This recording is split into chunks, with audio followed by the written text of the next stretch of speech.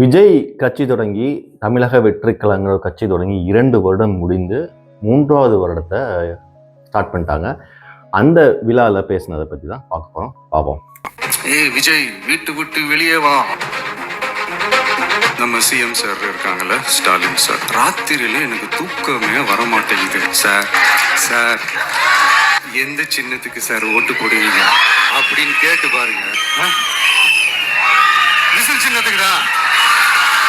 இன்னைக்கு அவர் பேசின விதம், அந்த ஒரு இன்டோர் ஸ்டேஜில் பேசின விதம் எனக்கு ரொம்ப பிடிச்சிருந்தது. ரொம்ப சட்டிலாக, ரொம்ப லைட்டாக, கிண்டல், கேலி, நக்கல் இதுதான் ஃபுல்லாக இருந்தது அந்த டிஸ்கஷனில். அதில் மெயினாக அவர் டச் பண்ணது என்ன அப்படின்னா, இவரை பற்றிய விமர்சனங்கள் இருக்குல்ல. இப்போ எப்படின்னா, அந்த மெயின் ஸ்ட்ரீம் மீடியாவில் விவாத மேடைகளுக்கு விமர்சகர்கள்லாம் சொல்லிகிட்டே இருப்பாங்கள்ல, அதை பூரா எடுத்து ஆன்சர் பண்ணிகிட்டு இருந்தார். ஒன்று கருத்து திணிப்பு. எல்லா வீட்லேயும் விஜய் இருக்கிறான், எல்லா தெருவுலையும் விஜய் இருக்கிறான், அவன் இருக்கான், இவன் இருக்குன்னு சொல்லிட்டு எல்லா இடத்துலையுமே நான் தான் இருக்கிறேன் அப்படிங்கிற மாதிரி சொல்கிறாங்க. கருத்து தப்பாக வருதுங்கிறாங்க. பட் ஆனால் அந்த கருத்து கணிப்பில் பார்த்தீங்க அப்படின்னா, ஒரு இன்ட்ரெஸ்டிங் ஃபேக்டர் என்னாச்சுன்னா, வேளச்சேரி, சென்னையில் வேளச்சேரியில் விஜய் நின்னா விஜய் ஜெயிப்பார், விஜய் செய்கிறதுக்கான 100% வாய்ப்பு வேளச்சேரியில் இருக்குது அப்படின்னு சொல்கிறாங்க. அதுக்கு பேக்ரவுண்ட் என்ன சொல்கிறாங்கன்னா, வேளச்சேரி ஐடி ஹப்போடைய ஒரு ரெசிடென்ஷியல் பிளேஸ்.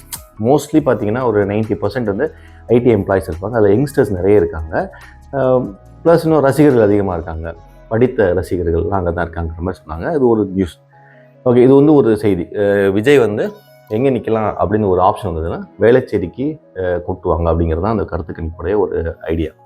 அதை தாண்டி இப்போ என்ன, விஜய் இவரை திட்ட மாட்டேங்கிறாரு, அவர் திட்ட மாட்டேங்கிறாரு, இவரை சாஃப்டாக பேசுகிறாரு, அவரை சாஃப்டாக பேசுகிறாரு அப்படிங்கிறதுக்கெலாம் பதில் சொல்லிட்டே வர்றாரு. அப்புறம் ஸ்டார்ட் பண்ணும்போதே பார்த்தீங்கன்னா, அப்புறம் என்ன மைக்கு கிடச்சிச்சு, கொளுத்தி போட வேண்டியதானே. இதெல்லாம் அந்த கேஷுவல் டாக்ஸ் முன்னாடி இல்லை. அவர் அரசியல் மேடை பழகிட்டார். அவர் கேஷுவல் டாக்ஸ்க்கு வந்துட்டார். சரியா? இப்போ ஒன்றா நீங்கள் சொல்லலாம், விஜயை வா, வெளியே வா, பேட்டி கொடுங்கிறீங்க அப்படின்னு சொல்லி அதுக்கெல்லாம் பதில் சொல்லுவார். அப்புறம் எனக்கு இங்கே போட்டியே யாருன்னா, எனக்கும் திமுகவுக்கும் தான். பட் 3 கட்சி தான் இருக்குது.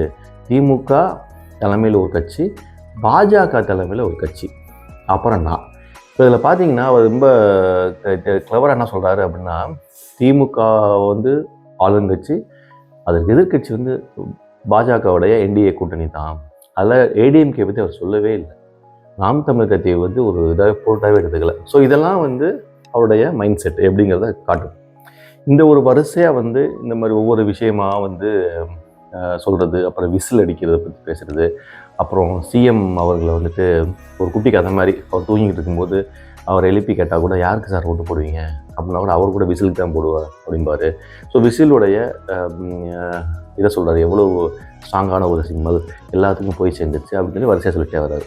எனக்கு என்ன இதில் ஆஸ்பெக்டை பார்த்தேன் அப்படின்னா, ஒரு மைக்கில் பார்க்காம ரொம்ப கேஷுவலாக பேசக்கூடிய ஒரு டாக். இது நீட்டாக இருந்தது.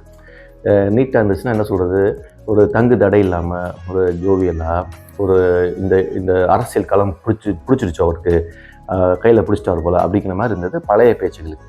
பட் எனக்கு இதில் என்ன ஒரு கன்சர்ன், அந்த கன்சர்ன்னா ஒரு கருத்துனா, நீ 2 வருடம் கட்சி முடிஞ்சிருச்சு, அதாவது நிறைவு பெற்றுச்சு, 3வது வருடத்தை அடியெடுத்து வைக்கிறீங்க. லாஸ்ட் இயர், கடந்த வருடம் மிகப்பெரிய கொடூரமான ஒரு துயரம் கரூரில் நடந்துச்சு. அதை பற்றி ஒரு வார்த்தை கூட பேசலை. அதை பற்றி அது கண்டிப்பாக பேசணும். நீ 40 வருடம் இருந்தால் கூட அதை கரூர் சம்பவத்தை பேசிக்கிட்டே தான் இருக்கணும். அவங்களுக்கு நன்றி சொல்லணும், அவங்களுக்கு ஒரு முக்கியமான இடத்த கொடுத்துக்கிட்டே இருக்கணும். எல்லா கட்சி மீட்டிங்லையும் அதை கொடுக்க தவறினார். 2வது என்ன அப்படின்னா, இந்த மாதிரி ஒரு விமர்சகர்கள் சொல்கிறத எடுத்து வச்சுக்கிட்டு அதற்கு பதில் சொல்கிறதாகவே அவருடைய லெங்தி ஸ்பீச் இருந்துச்சு. அவருங்க இந்த நாட்டின் மீது உள்ள அக்கறை. இப்போ நான் ஏன் முதல்வர் ஆகிறேன், இது சும்மா ஒரு வார்டில் போய் நிற்கிறதுக்காகவும், ஒரு நடிகர் சங்கத்தில் தலைவராக நிற்கிறதுக்காகவும், ப்ரொடியூசர் கவுன்சிலில் ப்ரொடியூசராக போகல. ஒரு மிகப்பெரிய ஒரு ஸ்டேட்டு, தமிழக மக்கள், அந்த மக்களை ஆள போகிறோம் அப்படிங்கும்போது ஒரு போர்ஷன், இது கரெக்ட், இது நான் தப்புன்னு சொல்லலை, இதை மட்டுமே பேசாதீங்க. ஒரு போர்ஷன் இந்த நாட்டில், இந்த ஊரில் என்ன பிரச்சனை நடக்குது, இந்த இதை எப்படி சொல்யூஷன் பண்ணலாம், அதாவது என்னுடைய அக்கறை, இந்த தமிழ் மக்கள் மீது உள்ள அக்கறை, இந்த தமிழ் கவர்மெண்ட்டை நான் எப்படி சேஞ்ச் பண்ணலாம் அப்படிங்கிற ஒரு ஸ்பீச்சே அதில் இல்லவே இல்லை. ரொம்ப காமனாக பேசினார் இல்லையா. ஒரு டீப் அனாலிசிஸோட, ஒரு டீப் திங்கிங், ஒரு கிளவரான ஒரு தலைவர் அப்படிங்கிறதுக்கு எந்த கூறுபாடுமே இல்லாமல் தான் இருந்துச்சு அந்த பேச்சு பிடிச்சது. ஆனால் அதில் அர்த்தம் இல்லை, கண்டென்ட் இல்லை, ஒரு டீப்பான ஒரு திங்கிங் இல்லை. இப்போ சாதாரண மனிதர் எப்படி கவர்றது? இந்த மாதிரி ஒவ்வொரு வாய்ப்பு தான் இந்த தலைவர்கள் வந்துட்டு வாக்குகளை சேகரிக்கணும். இப்போ ரசிகர் கண்டிப்பாக போட்டுருவாங்க ஓட்டு. இப்போ ரசிகர் இல்லாத பொதுமக்கள் எப்படி ஓட்டு போடுவாங்கன்னா, நீங்கள் என்ன சொல்கிறீங்க, நீங்கள் என்ன எடுத்து வைக்கிறீங்க, எப்படி நீங்கள் கன்சியூம் பண்ணுறீங்க. இப்போ உங்களுக்கு எதிரி வந்து டிஎம்கே, பாஜக மட்டும்தான் சொல்கிறீங்க. சரி, ஓகே, மற்ற யாருமே இல்லை. அப்போ அந்த உங்களுடைய கன்சர்னான ஒரு விஷயம் என்ன? இப்போ எதை நம்பி நான் உங்களுக்கு ஓட்டு போடணும்? பொதுமக்களுக்கு சொல்கிறேன், ரசிகரை பற்றி சொல்லவே. ரசிகர் கண்டிப்பாக போடுவாங்க, ஒரு 10% ஓட்டு கிடச்சிடும். அப்போ பொதுமக்களுக்கான பார்வை, பொதுமக்களை எப்படி கவர்வது, அந்த ஒரு டைப் ஆஃப் ஸ்பீச்சு, கொள்கை, கோட்பாடு, அதே தழுவிய சில சிந்தனைகள் அப்படின்லாம் பார்த்தீங்கன்னா இல்லவே இல்லை. இது வந்து ஒரு பெரிய டிசப்பாயின்மெண்ட் தான் இந்த மாதிரி மீட்டிங்கில். பட் ஓகே, அவர் பேசுகிறாரு, ஜாலியாக இருக்கிறாரு, இந்த களம் பிடிச்சிருச்சு போல், இந்த களத்தில் ஒரு கண்ட்ரோல் வந்து அவர் நினைக்கிறாரு. ஜெயிக்கும்போது இன்னும் இதை பற்றி பேசுவோம். பட் சினிமாவிலேருந்து வரும்போது ஏன் சினிமாவிலேருந்து வரக்கூடாதுன்னு சொல்கிறாங்கன்னா இதுக்காக தான். அவங்களுக்கு ஒரு டீப் திங்கிங் இருக்காது, டீப் தாட்ஸ் இருக்காது, ஒரு கண்டென்ட்டாக இருக்க மாட்டாங்க. அவங்க வந்து இந்த மேலாப்லேயே பேசுவாங்க. அவர் பேசினா பார்த்தீங்கன்னா, அவர் விமர்சனம் செய்ததை எடுத்துக்கொண்டு தான். விமர்சனத்தை நீங்கள் எடுத்து வச்சு பேசவே கூடாது. ஜென்ரலி ஸ்பீக்கிங், உங்களுக்கு விமர்சனம் பண்ணுறாங்கன்னா அந்த விமர்சனத்துக்கு பதில் சொல்லக்கூடாது. ஒரு தலைவராக இருக்காங்க, அது விமர்சனத்துக்கு பதில் சொல்ல ஆரம்பிச்சிட்டிங்க அப்படின்னா இன்னும் அர்த்தம் நீங்கள் டைலூட் ஆகிறீங்க, உங்கள்கிட்ட ஒன்றுமே கண்டென்ட் இல்லை அப்படின்னு அர்த்தம். ஸோ மேற்கொண்டு வந்து உங்களை பற்றி பேசணும் அப்படின்னா நீங்கள் தான் வந்து தாட்ஸோடு வரணும். அதுக்காக சொன்ன கொள்கை, கோட்பாடு இப்போ எதுவுமே இங்கே இல்லை.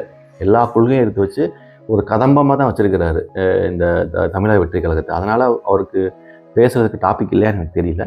பட் இன்னும் நல்லா பேசியிருக்கலாம். பட் நல்லா பேச்சு, ஃப்ளோ இதெல்லாம் வந்துடுச்சு, கற்றுக்கிட்டாரு 2 வருஷத்தில். 3வது வருடத்தில் ஸ்பீச் வந்துட்டு இன்னும் கொஞ்சம் டீப்பாகவும், கரூரில் உங்களுக்காக உயிரிழந்த அந்த மக்களை வந்து மறந்துடாதீங்க. தேங்க்யூ.